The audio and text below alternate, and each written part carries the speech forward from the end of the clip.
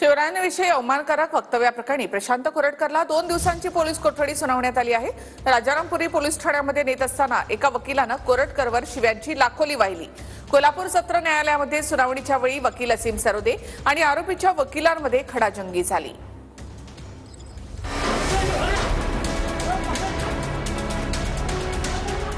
कोरटकरला शिव्यांची लाखोली, वकील आक्रमक।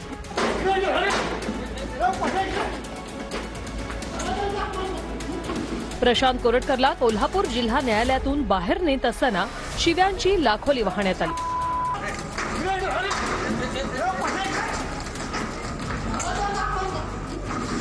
कोर्टातल्याच एका वकिलानं कोरटकरला शिवीगाळ केली। त्यावेळी पोलिसांनी वकिलाला ताब्यात घेतलं।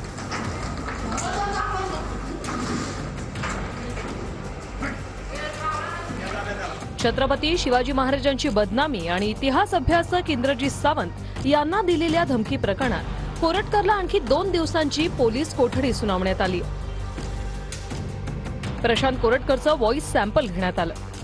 व्हॉइस सॅम्पल घेताना 2 शासकीय पंच हजर होते। इंद्रजीत सावंत यांच्या मोबाईलमधलं रेकॉर्डिंग आणि प्रशांत कोरटकरचं व्हॉइस सॅम्पल फॉरेन्सिक तपासणीसाठी पाठवण्यात आलं। फरार असताना कोरटकरनं वापरलेली MH34 CD 7720 क्रमांकाची गाडीही जप्त करण्यात आली।